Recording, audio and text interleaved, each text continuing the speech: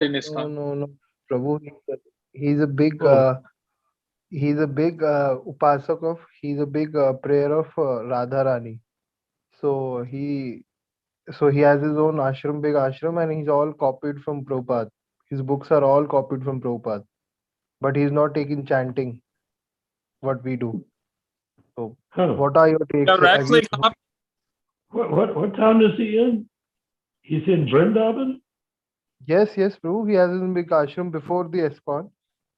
People have lines Was to he for to. initiated by Prabhupada? No, no, no, Prabhu.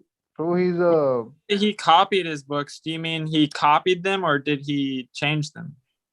He copied them, almost copied. So he's distributing Srila Prabhupada's books. But Oh, is he all, distributed them? you said Did he almost. put- Did he But put his under own his name? name. He Under put his it own his name? Yes, yes, I yes. never He's heard of kept it. this. You've never heard of him? True, he is in ISKCON, before ISKCON only. Not in ISKCON. Before ISKCON, he has a big ashram in Vrindavan. Not heard about him? It couldn't have been that big because I was in Vrindavan so many times.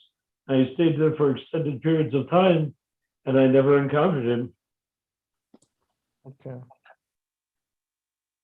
I mean, So I've been to Ramchakra, no one. Banki Bihari Temple, Radha Raman Temple, the Sanatana Goswami Temple, Rupa Goswami Temple. But I They never don't- What is ran the into temple this guy. called? What is the temple called, Mohit Prabhu? I don't remember the name. Let me check it again. Oh, okay. I also don't remember, bro. Palo Maharaj Temple.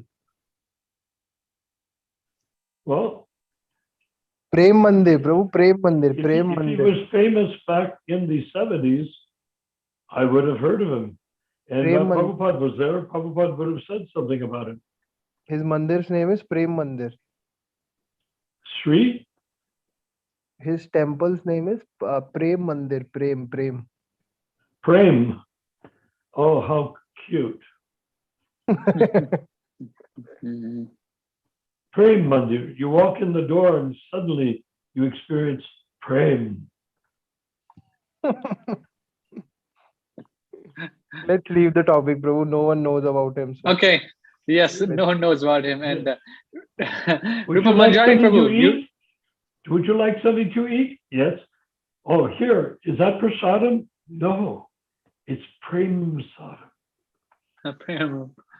Right. Rup Manjari Prabhu, Mataji. Yes. Yes. You want to talk about? Yes, we wanted to have a discussion about this letter. Rupa Manjari Prabhu asked a question. Rupa Manjari Prabhu, can you repeat? Maybe Narayan, did you ask Narayan Prabhu that question too? About, what did you say? About if one does not have a pure devotee, can he become liberated? Rupa Yeah. Manjari One Prabhu? doesn't. What do you mean have a pure devotee, like having a cat? No, sorry, Guru. If one doesn't have a pure devotee guru, can they achieve liberation? What's your understanding? If they're reading Srila Prabhupada's books and following his instructions. That is the pure devotee guru. What Oh, you okay. said is not in alignment because I've heard Srila Prabhupada say that what to speak of bad guru, there what you're talking about, not guru. What did you say? Your voice kind of broke down. There's no such thing as rascal guru because that's not guru. Yeah. A bad guru, rascal guru is, you can't use the two words together. Right. I get your point. And I agree. Do you need a pure devotee guru? Well, the point of view is I'm suggesting through the League of 10,000 Years right here in our Istagosthi, where we speak from our spiritual realization and our spiritual consciousness, not from our book learning and our erudition and our mental speculation and stuff like that, but just as we know it, not as we think it.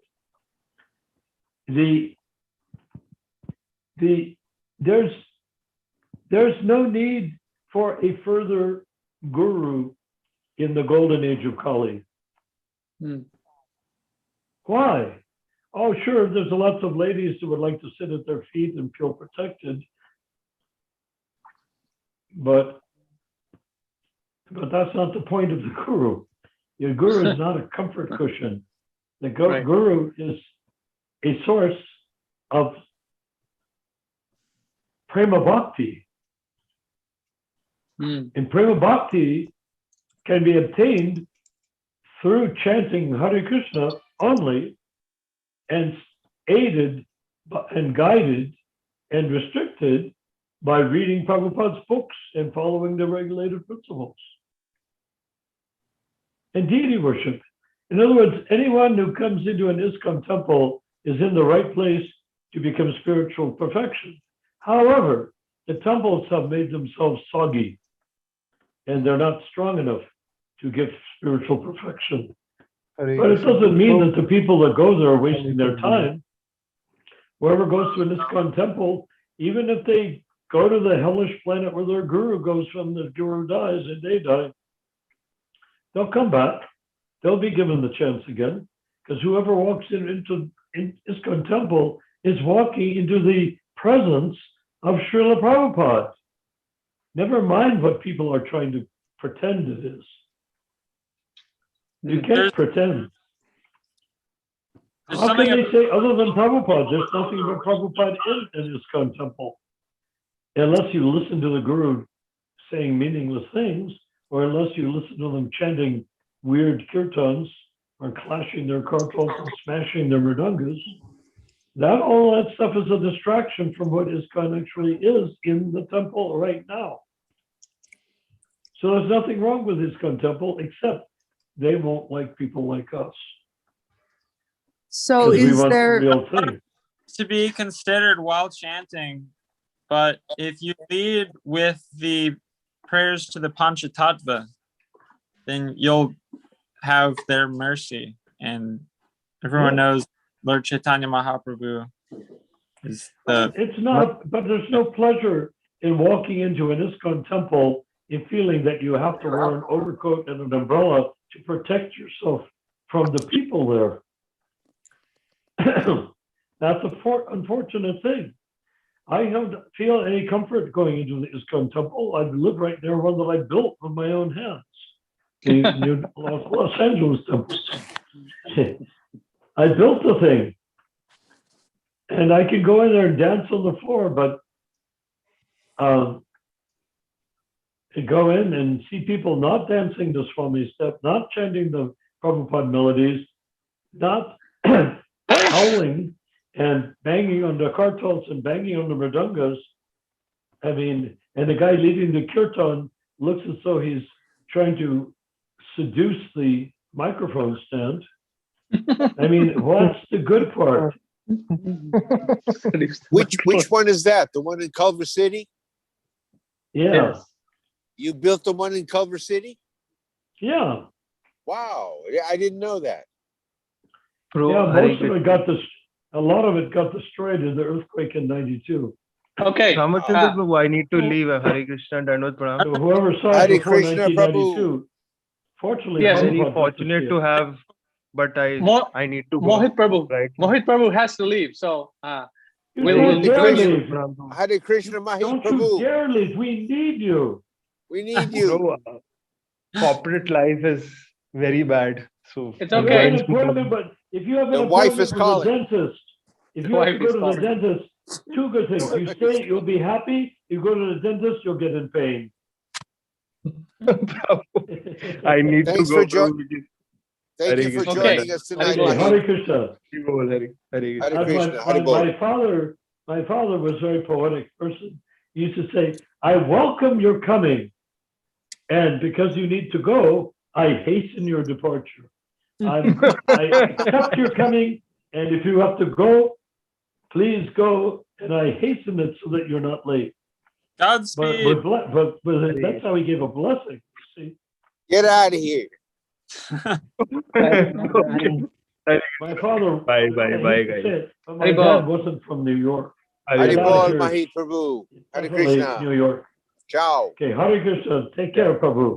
Jai Shri Prabhupada. Mohit Bye. ki Thank jai. you. Mohit Prabhu ki jai. Okay, we have Andrew Ananda Hare Prabhu Bol. appearing after. Haribo. Have you distributed any of the Finally. books? Have you distributed any of the Ananda, books? Hare Krishna. Finally. I have Narayan scared him away. I have several No, he scared me I have away. several, Nice to have you back, Andrew Dev. I have two. Hare Hare Krishna. Krishna, Hare Krishna. We enjoy your Hare Krishna. insights. You have very mystical insights, Hare Krishna. Jai. and we appreciate them. So tell me about the books that you got. Did you distribute any? Yes, some Gitas, at least here. I have just a couple. Three. I have both. I also have the. I've been distributing the what is Prabhupada's literature, as well as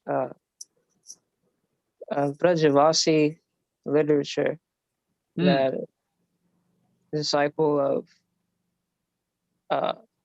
Srila Prabhupada. Mahanidhi Swami.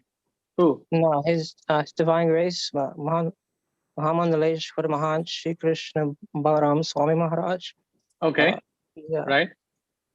he is wrote a copy of the translated a copy of the Gita because, well, for one, it was on his heart to give commentary of, like, from a Rajavasi perspective, I guess, or from that platform, I suppose. And then there was there was somebody who was, I guess they were over like BBT or something. They refused to distribute. If you refuse to provide Swamiji with copies of the Gita from Srila Prabhupada for at any price, any amount, at any price, he would. They Are you talking about? Are you talking about Swami Bhan? No, I can check real quick. Who are you? In the introduction, he describes how he can get books through the internet. The original transcripts, Srila Prabhupada's dictaphone. Those were he indicates how those were deleted. They were erased, destroyed on purpose, by a lot of them by Tamal Krishna. He doesn't say that specifically, not, but not I the book, not the book tapes. Other places. I don't What's think that? the book tapes were. You know what? I'll tell you what happened to the tapes that Prabhupada made. He had them sent back to him, and he would reuse the tape he would record over it himself for the next set of tapes. Goodness. I was there. Wow. Didn't he just get like a new one? Prabhupada was very thrifty. When he would write a reply to a letter, he would take the envelope that the letter he was going to reply to came from, cut it open with a letter opener so it lay flat, and he'd write his reply on the back of the inside of the envelope, and then it would be put onto his letterhead later on. Wow, he utilized everything for Krishna's service, right? No. Hare Bol. All right. Yeah. Okay. It was Rupa Manjari Prabhu. Can we read that letter you requested to read from Jayananda Prabhu? I remember we were discussing. Yes. Okay. Yes. Okay, so you please read that. I have it loaded here. 1 second. Here we go. Is this effulgence you were talking about? What, Prabhu? Is it what? Earlier, you were talking about the effulgence that a Acharya exhibits. No, we're not talking about the effulgence. Me and Rupa Manjari Prabhu were having a conversation on chat.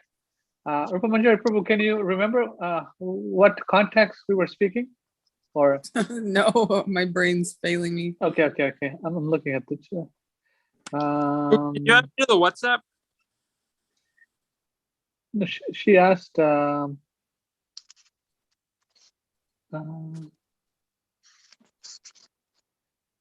did you ask? You said we should read the letter to Jayananda Prabhu that you mentioned at the next Zoom call.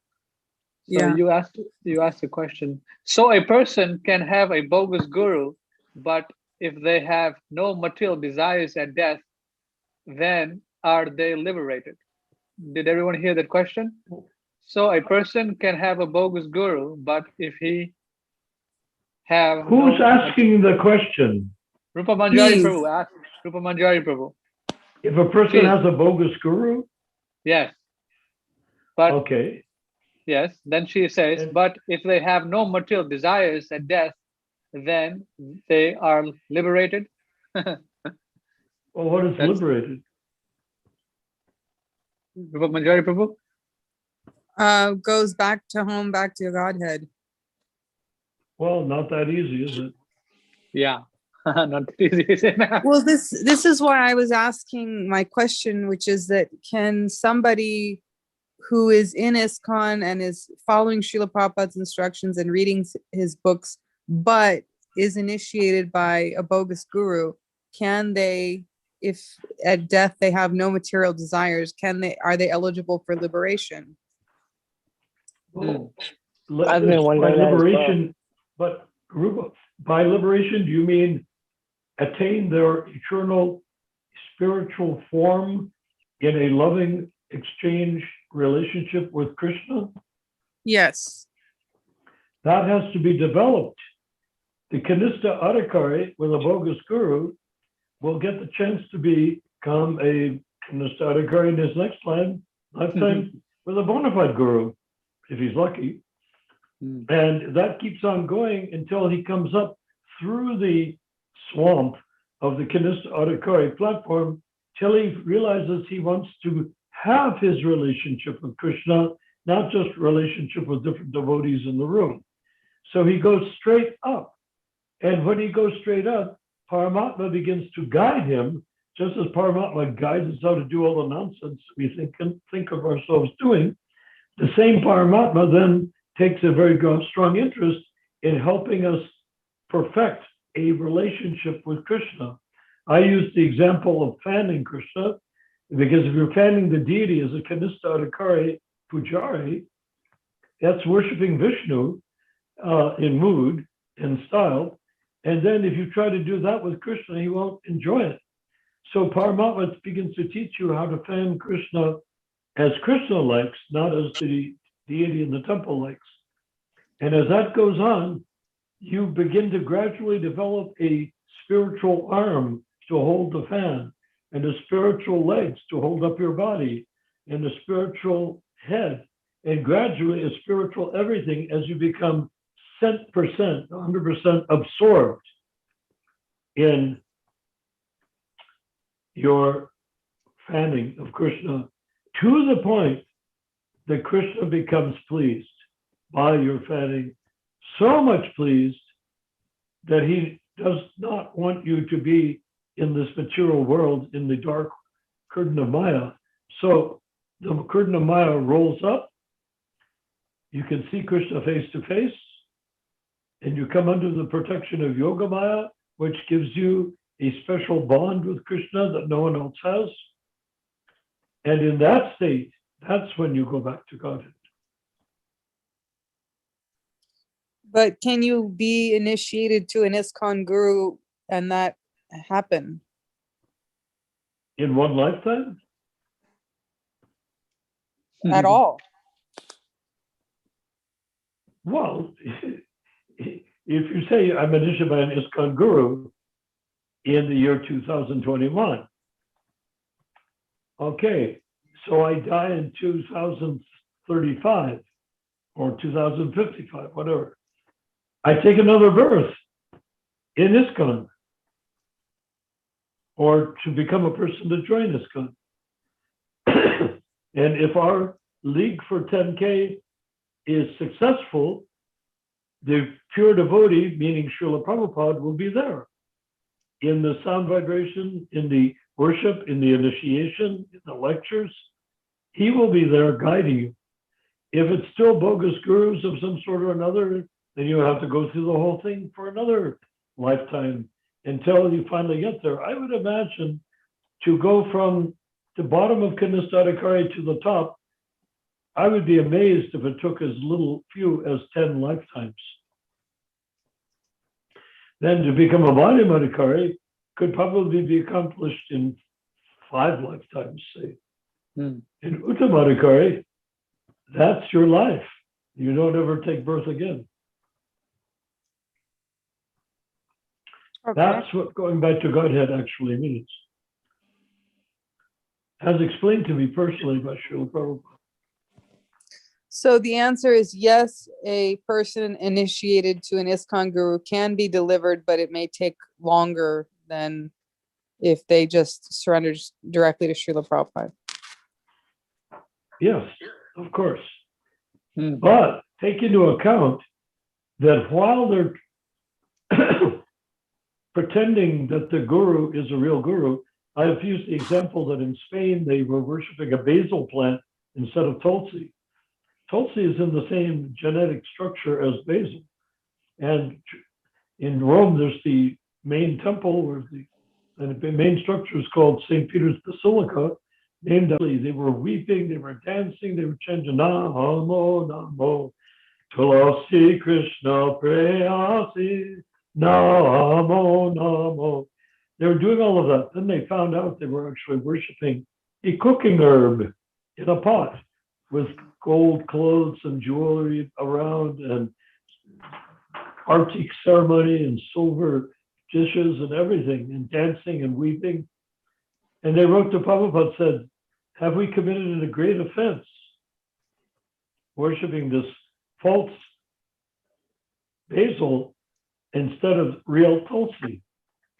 And Prabhupada said, no, because your intention was to worship the basil was standing there instead of the Tulsi plant.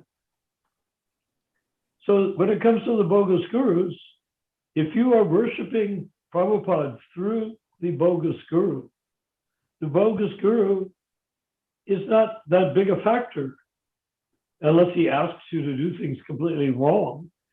The bogus guru is not a factor. You're worshiping Prabhupada through the bogus guru. Otherwise, why did you come to ISKCON? Nobody comes to ISKCON to. They may think, wow, this person's got a nice glow like Tamal Krishna or something. No, he looks so nice. They can make all these relativistic, materialistic, bodily conceived concepts about a guru, false initiator, bogus Kanista initiator. But if in their heart they are worshiping Krishna, real Krishna, and on the deity, on the altar Krishna, and they're taking offered to Krishna, real Krishna prasadam. And then all of these things go on and on. The bogus guru ceases to be much of a factor. But in terms of, is he a positive factor? Insofar as he has initiated you, well, where did he get the power to initiate you? He got it from Prabhupada.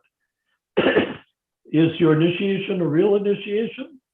Well, if he is initiating and there's no other source to initiate you from than Prabhupada, then yes, it's a real initiation. But then again, the temple commander or the pujari or the, like Rabindranath in Los Angeles does Shraddha ceremonies, weddings, what else? He does the grain ceremony for babies and stuff like that, on a prasadam ceremony. He does so many ceremonies. So this guru did your ceremony, big deal. Rabindranath could have done it, and he's just a lowly householder. Rabindranath could have given you the initiation with as much or more potency than the so-called guru did. So that's the thing. Prabhupada created the context for people to advance and also an opportunity to make mistakes. And guess what? Mistakes have been made and are being made and are multiplying in many cases. But does that mean that the deity is not the deity? That the mantra is not the mantra? That the books are not the books? That the prasadam is not the prasadam? No, they are. Fully utilized, don't make me laugh. Not even close to being fully utilized. More fully utilized in the 60s and early 70s than any time since. But is it all lost cause? No, it just takes more time. And to end up with this little expose, I will say that I was in London in 1969, just after Rath Yatra. And I knocked on Srila Prabhupada's private door where he had his bed and he had deities there. You know, his whole life was away from his disciples, was there. And I knocked on the door, which was not good. And he was chanting japa. So not knocking on his door while he was chanting japa was doubly not good. But as anyone who knows me can say, I don't always use good judgment. And so I knocked on the door. Prabhupada said, yes. And I said, wishing I had never knocked on the door, I said, Srila Prabhupada, I would like to ask you a question. He said, come in. So I came in. There was his room. He was chanting japa, marching back and forth in the room, his bedroom, with his chanting japa beads. And every time he came to a wall, he said, Hare Krishna. Then he'd turn a wheel around and go to the other wall, say, Hare Krishna, and wheel back again, say, Hare Krishna. And that was, you know, I was sitting there, and the energy, the aura, the waves, talk about breaking open the storehouse of love of God and flooding the land and drowning the devotees. I was in that room drowning in the aura of Srila Prabhupada, who was chanting japa. And I was increasingly cringing into the crack in the floor, between the wall and the floor as much as I could, which is not easy because I'm not a very small person. And certainly bigger than a germ. And then I said, he looked at me sort of like, you know, ready, but not particularly pleased. He said, yes, you have a question. So he just said yes. I looked at him and I said, with great trepidation, I said, Srila Prabhupada, is it possible that someday I could become a pure devotee, just like you? I said it, I got it out. I looked, good thing there wasn't anything sharp, so I would have cut my throat with it. And Prabhupada marched forward to the wall, said, Hare Krishna, came back, Hare Krishna. On the next time through, or maybe the next time back, he said, why not? He said, looking at me, as though I had asked a question that deserved an answer, but seemed to be sort of like, well, you know, what sort of question is that? Why not? He said, why not? You are in the process. I'm sitting there thunderstruck, hearing from the lips of my spiritual master, why not become a pure devotee just like him? You're in the process.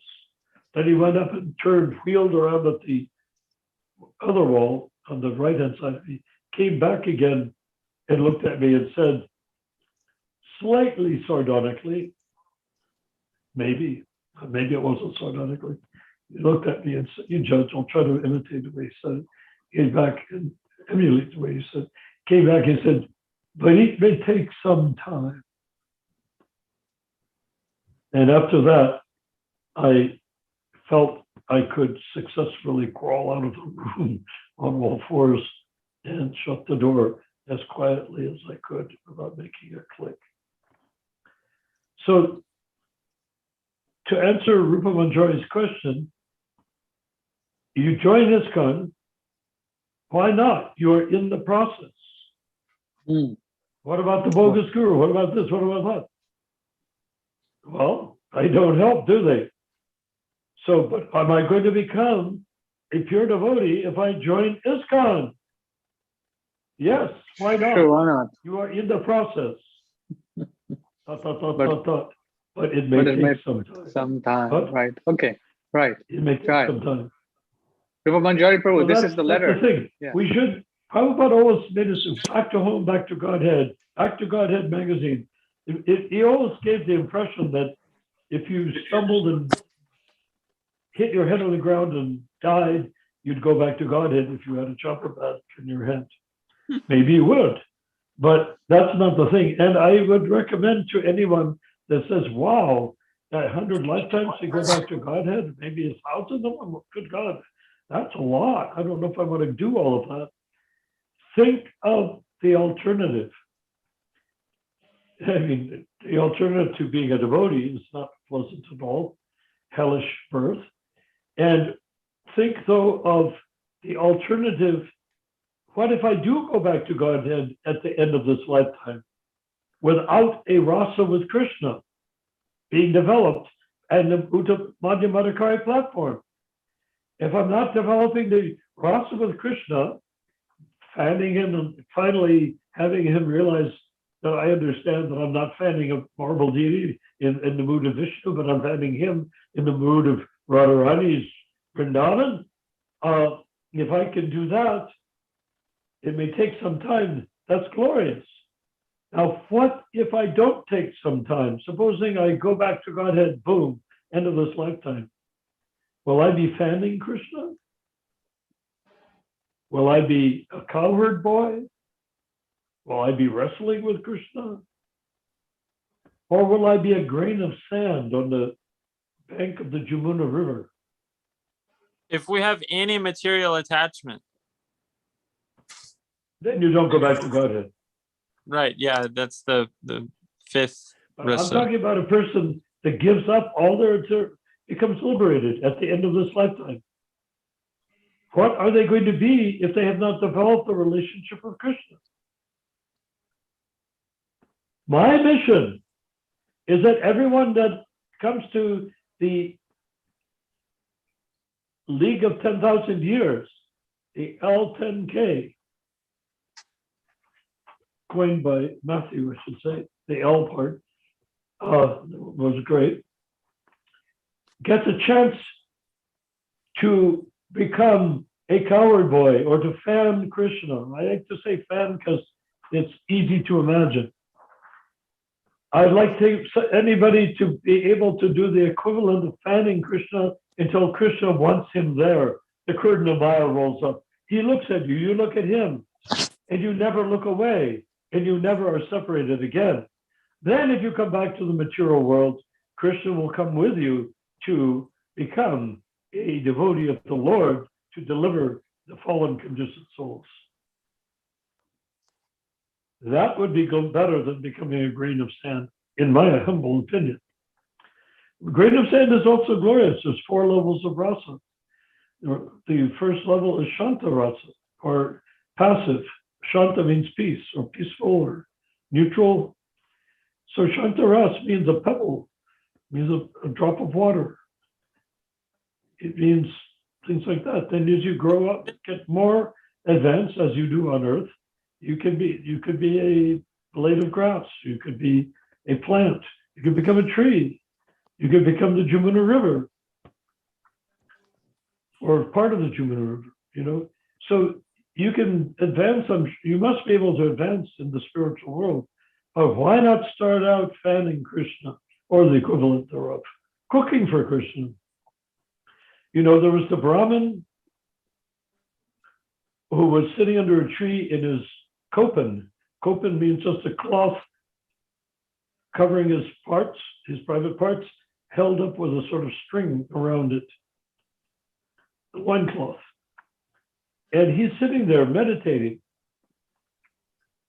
And he's it's a Madhyamadikari, he's meditating. And in his mind's eye, he sees a beautiful temple. And in that temple, there's a very well set up kitchen with nice ingredients. And there's deities, all of it in his mind. There's deities there. And the deities are eager to be served by him. So he goes into the kitchen and somehow he is making kheer, sweet rice. But in his imaginary temple with imaginary deities, with his imaginary sweet rice on an imaginary fire, he takes it off to cool. Then he realizes it's time to make the offering. He said, but sweet rice is not supposed to be served hot. What should I do? How can I serve the sweet rice in such a way that it will be tasteful and pleasant for Krishna? Remember, this is all imaginary. He could have imagined it that the sweet rice was cold, but no, he put himself in a position, I guess in real earth time, to not give himself enough time to cook it and let it cool. So he sits there and he thinks, what can I do? And he's in agony. He says, well, I better find out if it's too hot to offer Krishna or not. So he puts his finger in the imaginary sweet rice in the imaginary temple, which is to be served to the imaginary deity. And he burns his finger, it's so hot. He wakes up with a jolt and looks at his finger. This is in the Nectar of Devotion. And in the Bhagavatam, he wakes up out of his trance and looks at his finger, and it's red and burned for real. So that was the proof of the Madhyamadikari trying to please Krishna. And you know what happens next? What happens next? Lord Narayan laughed about that. And Oh, he did? Lakshmi Devi asked him, what are you laughing about? And so he manifested that into Vaikuntha, that devotee. And showed, Either Vaikuntha or Krishna Lokam? if I'm remembering correctly, it's Vaikuntha. Okay, so is Vishnu form. Yes, why not? Yeah, that's nice. You see, so he failed, but he succeeded. Mhm. Or he succeeded, well, it's hardly you can say he failed. I mean, if you have such an intense feeling of bhakti that when you cook the rice, you actually get burned and it doesn't even exist.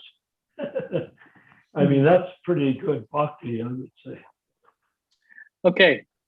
Rupa Manjari and Prabhu wanted or we wanted to have a read at this letter. Rupa Manjari Prabhu, you ready? Or Yes. you there? Okay, here you go. This is the letter to Jayananda Prabhu right here. My dear Jayananda, please accept my blessings. I'm feeling very intensely your separation. In 1967, you joined me in San Francisco. You were driving my car and chanting Hare Krishna. You were the first man to give me some contribution, $5,000 for printing my Bhagavad Gita. After that, you have rendered very favorable service to Krishna in different ways. I so hope at the time of your death, you were remembering Krishna, and as such, you have been promoted to the eternal association of Krishna. If not, if you had any tinge of material desire, you have gone to the celestial kingdom to live with the demigods for many thousands of years and enjoy the most opulent life of material existence. From there, you can promote yourself to the spiritual world. But even if one fails to promote himself to the spiritual world, at that time he comes down again on the surface of this globe and takes birth in a big family like a yogi's or a Brahmin's or an aristocratic family, where there is again chance of reviving Krishna consciousness. But as you were hearing Krishna Kirtan, I am sure that you were directly promoted to Krishna Loka. Janma karma chame divyam evam yo veti tatpataha yaktva deham punarjanma naiti man eti sorjana. Krishna has done a great favor to you not to continue your diseased body and has given you a suitable place for your service. Thank you very much. Your ever well-wisher, A.C. Bhaktivedanta Swami. What year was that? This is 1977, May 5th. Was that shortly before he passed away, I suppose? Yes. Yeah. Pretty interesting, right? I was Manjari there Prabhu, just huh? before he Oh, you- passed away, Yes. and yes, I saw yes. his body just after he passed away. Mhm. Right. He was a It little older reads than like you. he already passed away.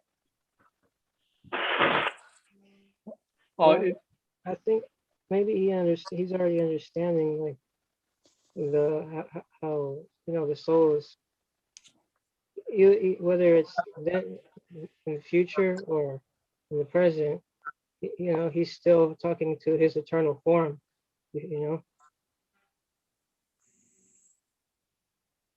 Well, the question is, what is his eternal form? the soul. He's talking to like these are the form that will continue on after the body, after the body expires. The way Srila Prabhupada explained it to me personally, alone with him, is that you develop the rasa in the Madhyama Adhikari step platform and then come to the Uttam Adhikari platform. I don't know any other explanation. Yeah. Now I know like what's his name, Ajamil, who was a wastrel, prostitutes, alcohol, whatnot. When he was dying, he wanted his son to come, and he named his son Narayan. And meanwhile, the Yamadutas were coming to get him and drag him off to the court of Yamaraj to be punished, tried and punished because of the Akashic record revealing all the bad things he had done. We are all being recorded on the Akashic record. And as he was lying there with death coming, the Vishnu Dutas, the Yamadutas were coming to grab him. Yeah. And drag him. And he was so frightened, he cried out for his son, Narayan! At which point, the Narayana Dutas, Vishnu Dutas, the Narayana Dutas came, Vishnu Dutas came and grabbed him. And the Yamadutas said, he's ours. She's so bad, he stinks to high heaven. You guys can't take him. He said, but he cried out the name Narayan on the deathbed. So he took him to Vishnu. But the thing is, our goal is not particularly to go to Vishnu.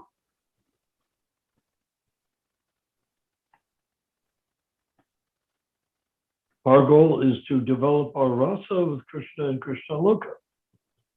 Unless you have different ideas.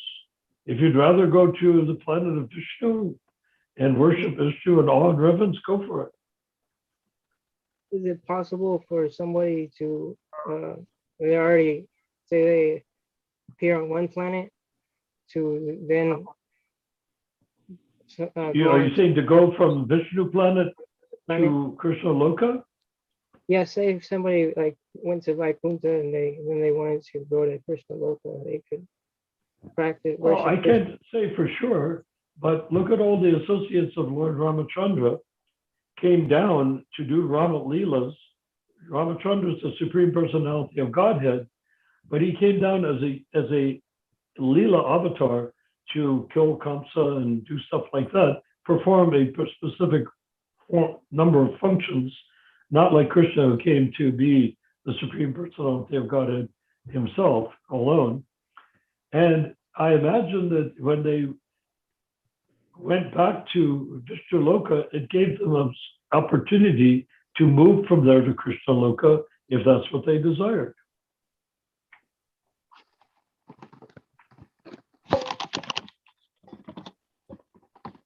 Yeah, I mean, it. Krishna says there's no loss or diminution in this devotional service. So Correct. it seems like that would include like we how Krishna Loka is above all the other Vaikuntha planets. Even if one just gets a Vaikuntha planet appearance, there's no loss. No, there's no loss. No Right. loss. Anything on the spiritual platform is no loss. It's all absolute. You know, we're so used in the material world to make a house out of wood. 200 years later, it's falling down. We make a house out of bricks. 1,000 years later, it's falling down. We're used to everything being temporary, even if it lasts a long time by our short lifetime calculation, right? But when you're dealing with no loss, it means no loss. Whatever you've accomplished is as good as Vaikuntha. It is transcendental. So we have transcendental elements in our lives. We take another birth. We have more transcendental elements in our lives. It's a question is, what is, it really boils down to something other than Krishna. It boils down to us. What do we desire? I'm a jiva. I'm part and parcel of Krishna. I can desire anything I want, right? Is there anything I cannot desire? I can desire whatever I please as a jiva. But if I start thinking like the body, oh, maybe I want to be like Count Dracula and drink blood. Maybe I want to be a monster, and maybe I want to torture people. Maybe I want to do this. Maybe I want to do that, you know? That's karma, and you have to be punished for it. Like Bhavananda, what happens if he murders Prabhupada? Well, there's going to be a reaction. It's not going to be a very nice one either. But will he go back to Godhead? Of course, eventually he will, because he rendered a lot of very excellent level service. Will he go to hell? I can't imagine where else he would go. Kill your spiritual master before he's completed his mission on earth, just so you can have a few years of having sex with Ambarish? Really? Do you think that's going to get you into Krishna Loka? Or are you basically an atheist? You think I'm just doing this because I'm good at it, and I get lots of people and lots of money and lots of adoration, and that makes it nice. And when I die, who knows? I'll probably just lie there dead, without any second birth, without any reincarnation, without anything. How do you know when a person commits that level of aparad and sin? Who knows what is driving him?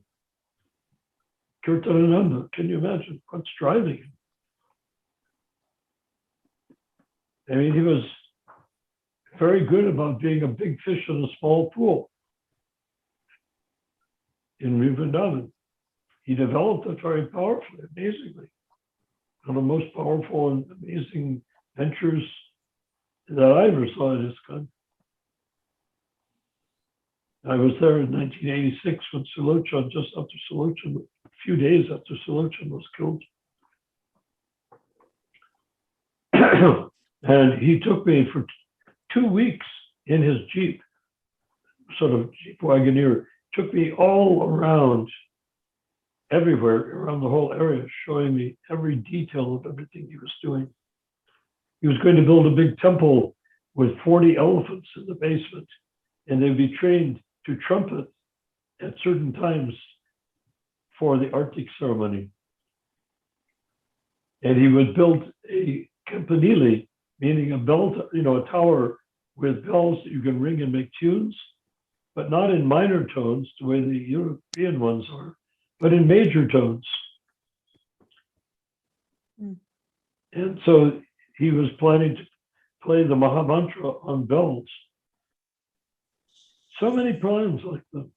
He even bought a marble mine and was harvesting marble to build the temple with.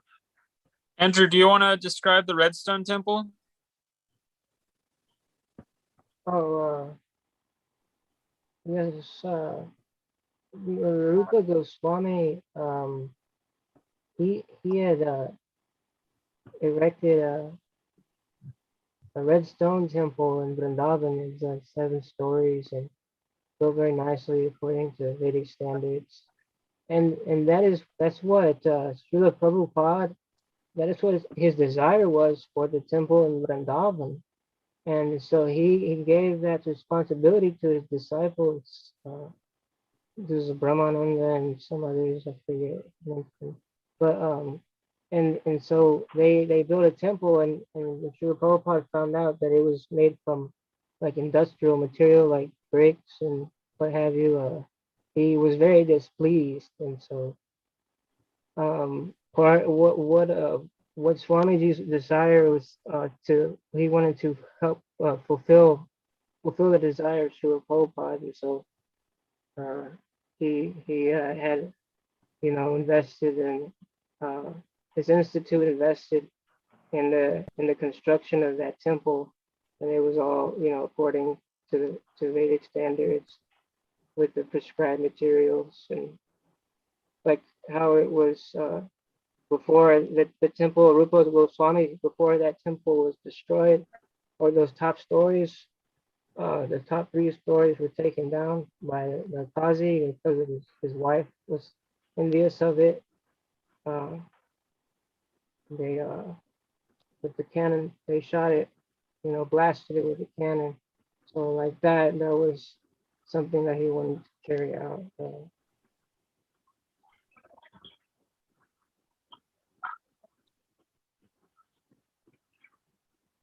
Yeah, they just all they ask is for shipping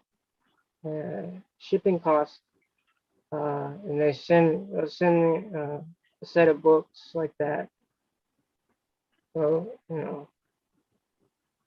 it's very accessible to be able to have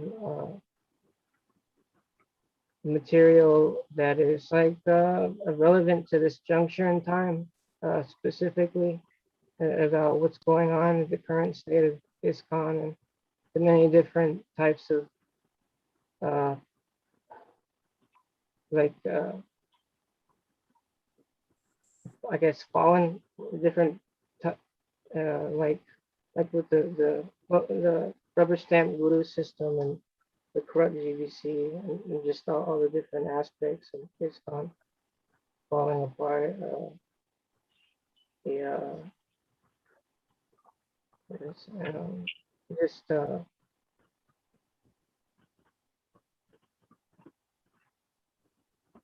yeah.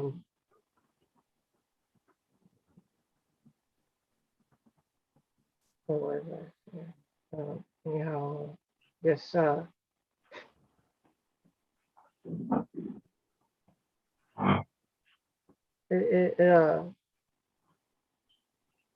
The books are written.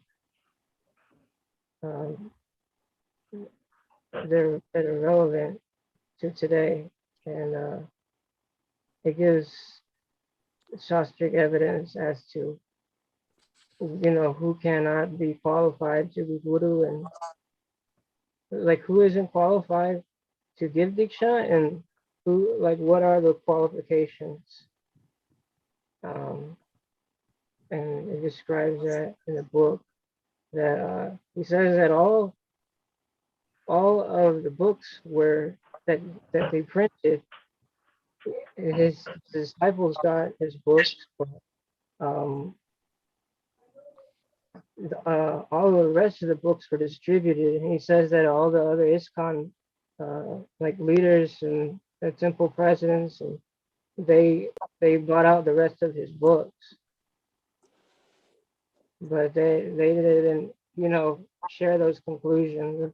Of course, they just wanted to know, like, are these people qualified or not? So they went to somebody who has the platform to be able to, they have like be able to provide the Vedic evidence for one, and then come from a platform that can speak more of an authoritative position than anyone there that is able to, who's acting as leadership. He says that they're trying to do the right thing, they're doing it the wrong way, so it's yielding a wrong result. If they need to do the right thing the right way, then that will yield the right result. If they, But the thing is, why is there a need for a guru? according Why to what's the Shasta, value of having an inspired- ISKCON guru in a temple? say again, Why should there be an ISKCON guru in a temple? To giving example. teach by example. What, isn't Prabhupada giving example? Yes, but he's on God. What? Huh? He's living in his books, but that personal You've never seen movies of Prabhupada? Or I have. photos of Prabhupada? Well, that's not just in a book. That is kinetic, three-dimensional. He had all his disciples put it into a ledger, nah. Like once they were initiated, they would write them down, and he was conscious The of thing is, it's not so much that you need an example, by the way. It's that you need to become the example. If you chant all your 16 rounds, if you take prasadam, if you worship the deity, read Prabhupada's books, chant his melodies, not others, why do you need someone to set an example if they don't set an example? Right. Why aren't they chanting Prabhupada's melodies? what about Why are they changing Prabhupada's books? What about Narottam Das Thakur?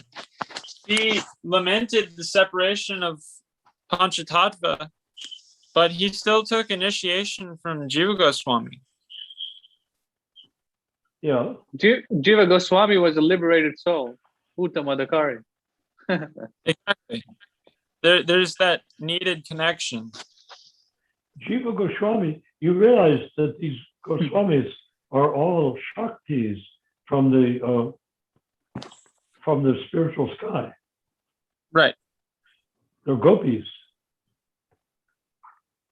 Yes. So, and our Panchatattva includes Radha and Krishna, as Lord Chaitanya's Radha and Krishna. Then there's Balaram, his brother, who's the head of the Sampradaya. Then the others. But what's the problem? I mean,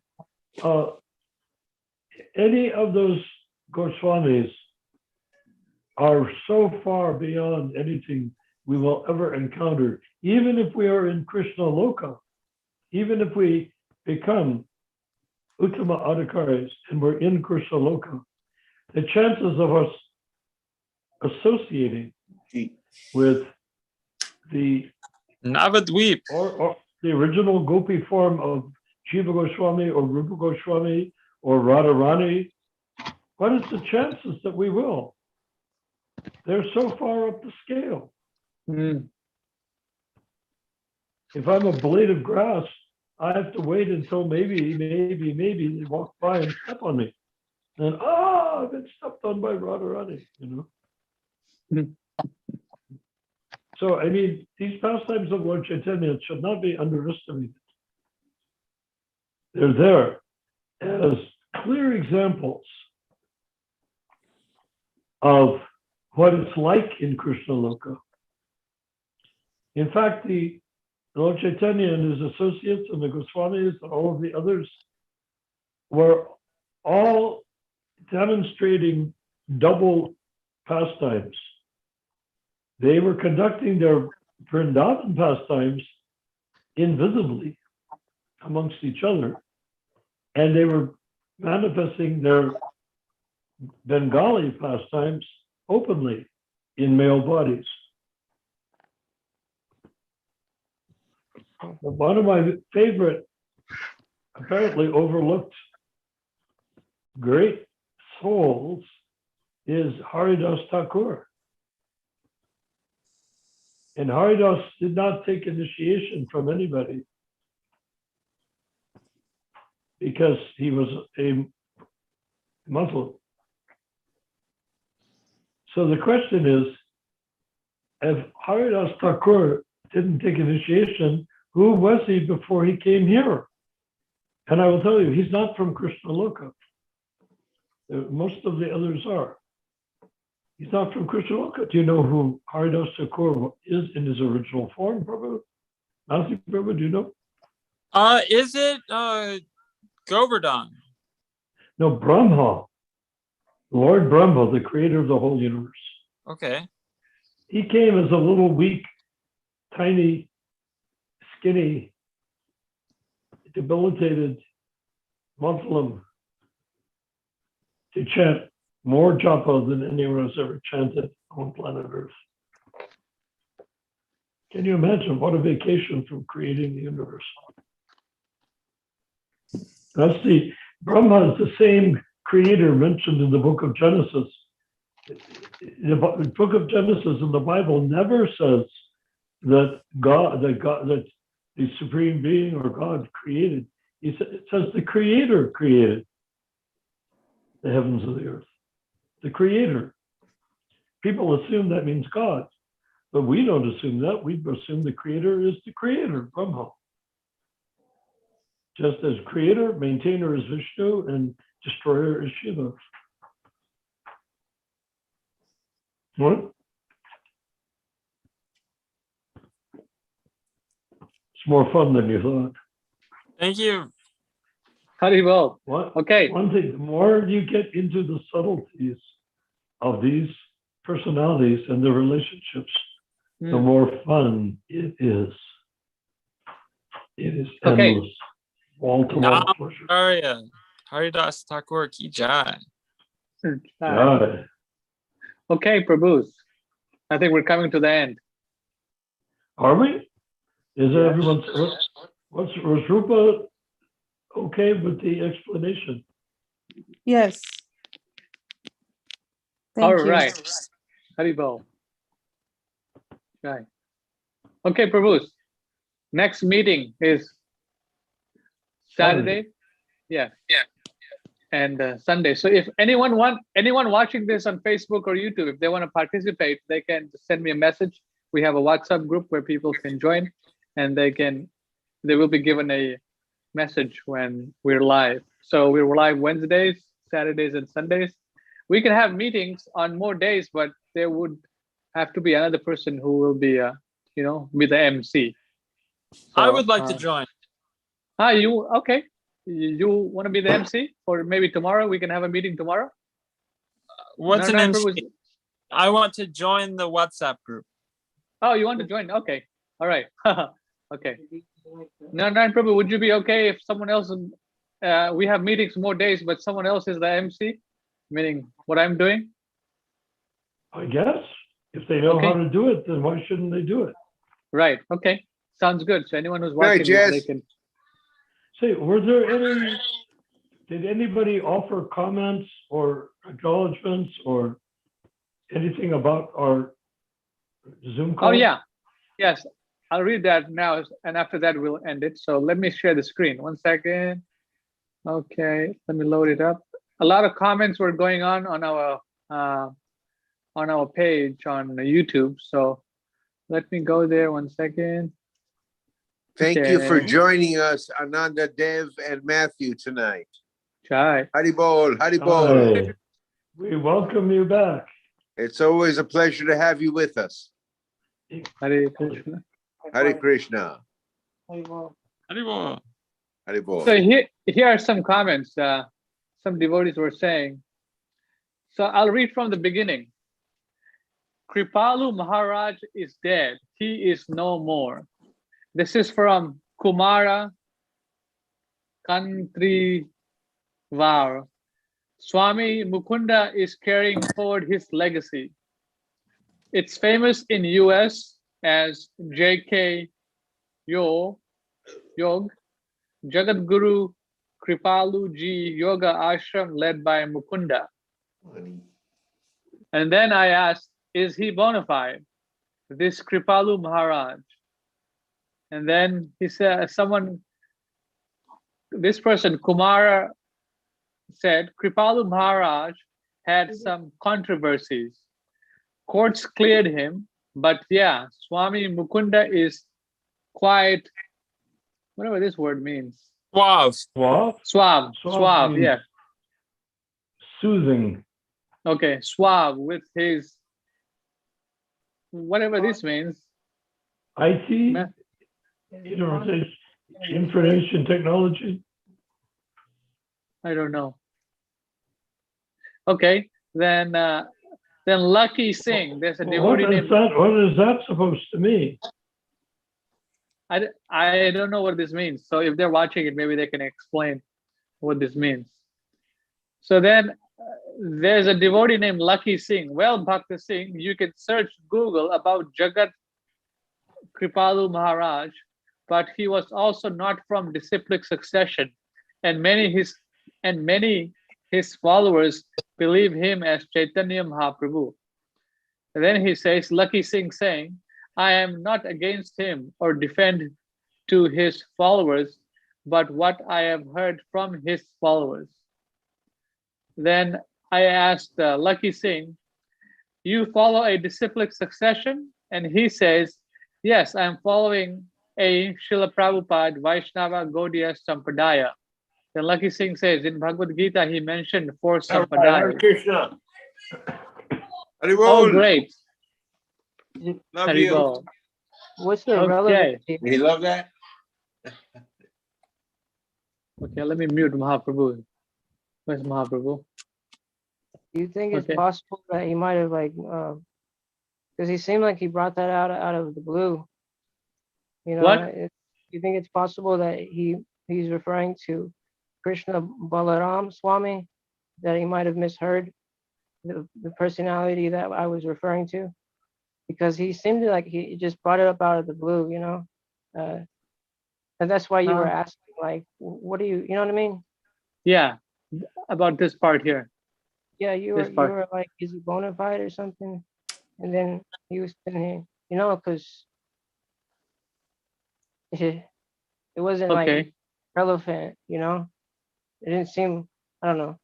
Maybe was he talking about that before or something? No, I said, no, we were talking about Kripalu Maharaj in this video, in our Zoom session. So, Oh, okay. Yeah. See, that's why I didn't understand the relevancy. I was asking. okay, yeah.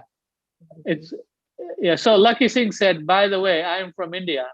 I have so many lists of gurus who's actually not a Hindu, but claim themselves as Hindu, or new way of path to enlightenment yourself, unquote. That's his slogan by bogus gurus in India. Okay. So what has that got to do with what we're doing? I was hoping there'd be some response to our preaching. Well, we were discussing about gurus and these gurus and that gurus. That's what they were discussing in chat. No? I mean, do we spend any time with people that don't consider that the only guru are the gurus in the Vaishnava Sampradaya leading up to Srila Prabhupada? Well, there are people after that. Yes. So there are devotees here who follow Srila Prabhupada here. And whenever we ask questions, they hear it and they talk about that. So in this regard, we were talking about Kripalu Maharaj, and they have read about him and heard about him. And they are saying that he's not coming in a disciplic succession, so he's not bona fide. And he claims to be, or his followers claim that he's Lord Chaitanya Mahaprabhu, which obviously he's not. Oh, sure. No, so I mean, how much time do we waste with Sahajiyas? Do you ever hear of the king Pandraka, who came to fight Vishnu in the battlefield? And he had 2 wooden arms put on so he could claim to be like Vishnu? Right. He said he was Vishnu. Chakra, and he got it. Matthew, your voice is cutting out. Matthew Prabhu. Are you referring? Is that someone who asked Krishna for the chakra, and he got killed by it? I think so, yeah. Okay, that's a wonderful pastime. Narayan, I wanted to ask you if you were heard from Srila Prabhupada about him wanting a red stone temple. Wanting a what? Red stone temple. What Andrew was talking about. Him being disappointed. Red stone temple. Yeah. Well, it Is that- depends what temple for who? Which deity? The Vrindavan Iskon temple. That was his original. Which deity is in the temple? No, this is what he was imagining. What were you talking about? The one that's there now in Vrindavan? I don't know. What are I you read guys saying? something today about a red stone temple, but it didn't mention what deity. What's the use of talking about a temple? It's like talking about a doghouse without mentioning the dog. I mean, what sort of temple is it for who? It's Srila Prabhupada's desire Oh, that it be the designed that one way. that instructed. Prabhupada designed a red stone temple in Vrindavan? Yes, that was his original conception. That's what he. Well, so what is the deity for the red stone temple? That's the question. $1 million question. Krishna Balaram or who? What are the Well, deities? Krishna Balaram is not even remotely They- a red stone temple. Prabhupada was actually quite disgusted by the way that this Krishna Balaram temple was designed. Yeah, that's what I was saying. He was very displeased about that. Because Saurabh got it in his head to design it in a certain way. And Saurabh also was a designer. He designed the temple in Mumbai. That's And what it I was not the way, that's not the way Prabhupada wanted it. right. You know, Yasumati Nandan, who recently passed away, he was the temple president or GBC or whatever of Gujarat. Oh yeah, yeah, Gujarat, yes, Ahmedabad. that Indian I body was devotee. walking Yes. through the New Govindadev temple, which Ah, is there after you were talking about the Shah Jahan's wife wanted the temple knocked down because it was taller than her palace. And a fire burning on the top, so they knocked off 3 stories of it. 3 or 4 stories, so they being 3 or 4 stories after that was like pretty tall. And I was in the New Govindadev temple, and Yasumati was there. And he couldn't draw to save his life, but he had a sketchbook. And I said, "What are you doing?" He said, "Prabhupada wanted me to make drawings of the Govindadev temple." I said, "Why?" He said he was very angry at Saurabh and all the others. He said, "I asked for this temple design in Vrindavan, and they did not give it to me. And I've asked it again in Mumbai, they did not give it to me. So I'm sending you to Vrindavan to make sketches of the temple, of New Govindadev temple, because that's how I want the temple in Mumbai to look." Is the Needless to Jew say, temple bona fide? Sorabi had sketches and he had photographs, and when he made it completely different than Prabhupada wanted it, he was asked, "Why did you use your photographs?" And stuff. He said, "Oh, they got lost somehow. The photographs that were taken to use as the basis of the design of the temple got lost." He just wanted to do it his own way. These speculators. Yep. And that was as early as 1973. What about the Juhu temple? Is that according to Srila Prabhupada's desire? Which one? Pardon me. That Giriraj Swami has written this book, "I Will Build You a Temple," and it's about the Juhu temple. No, Juhu. Yeah, that was done the way Prabhupada was very, very unpleased by how it was designed. Okay, so Juhu? it's legitimate. Juhu. Was he pleased or was he not pleased with Juhu? It's the only temple we have in Bombay. Okay. Yeah.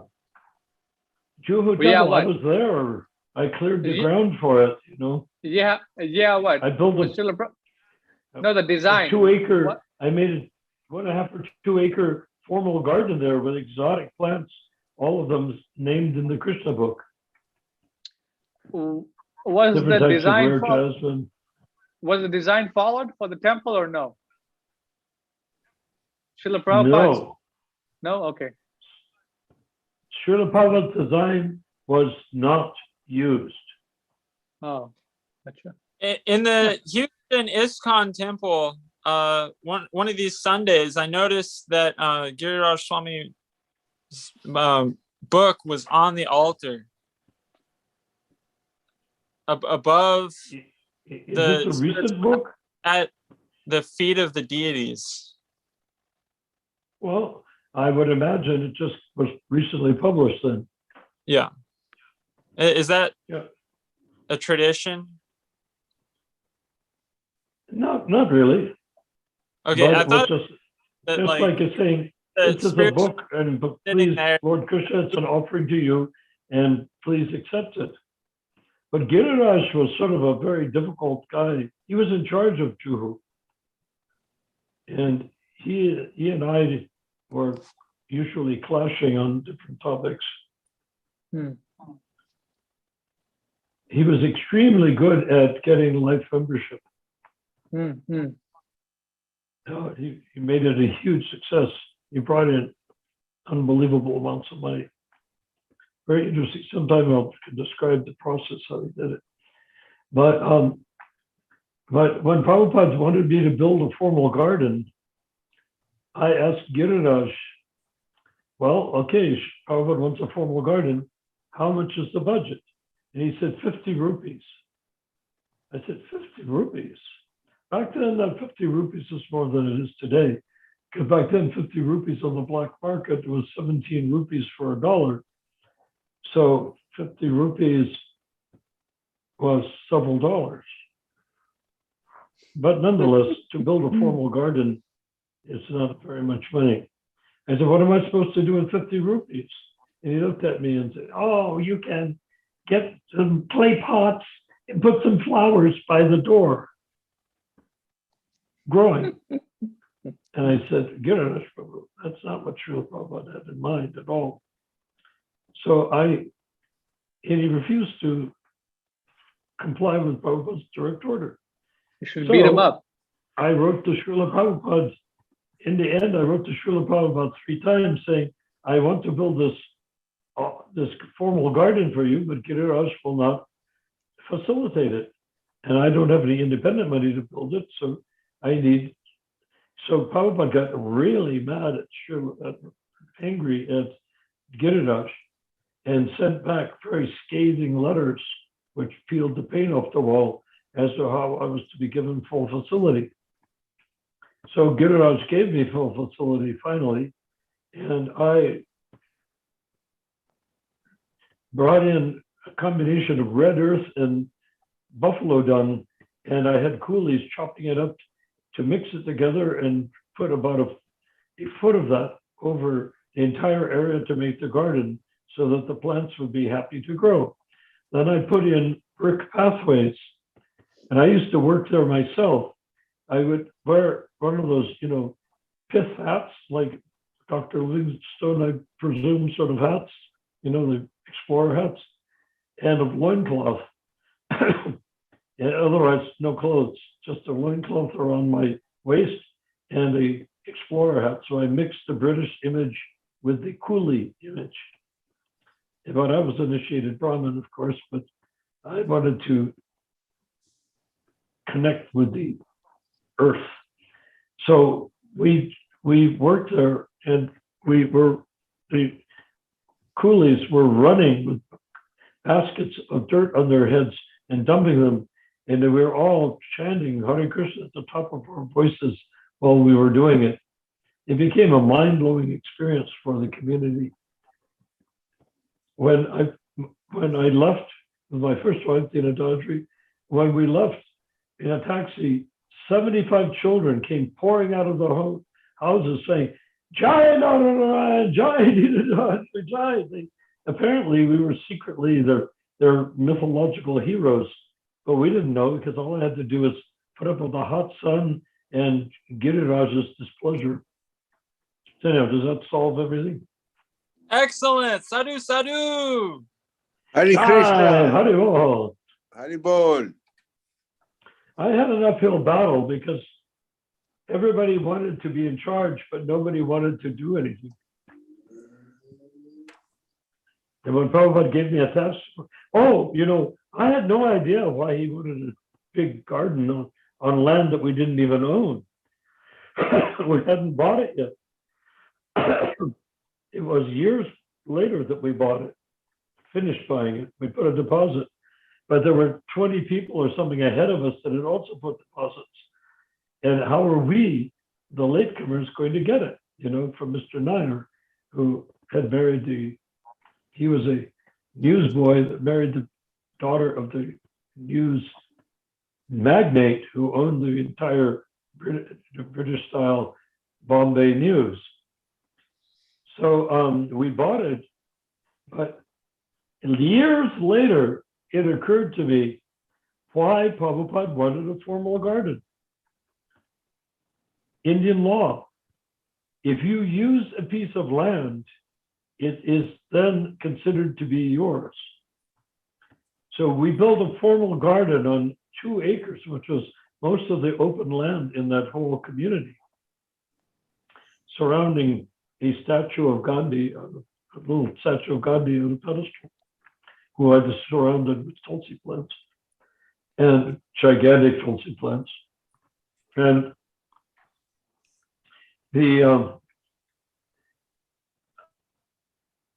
I realized that Prabhupada did that because nobody would do it unless they owned the land. And we ended up owning the land. And Giriraj had no idea, had no inkling that Prabhupada was fighting to get the land. And Tamal Krishna actually gave the land back, saying Prabhupada is old and senile and he can never get that land. Prabhupada not only got the land back by paying 10 lakhs of rupees more, which is a lot of money, hundreds of thousands of dollars in those days, but he exiled Tamal to China, where Tamal made ISKCON permanently unwelcome in China by breaking all the rules that the Communist Party laid down for us.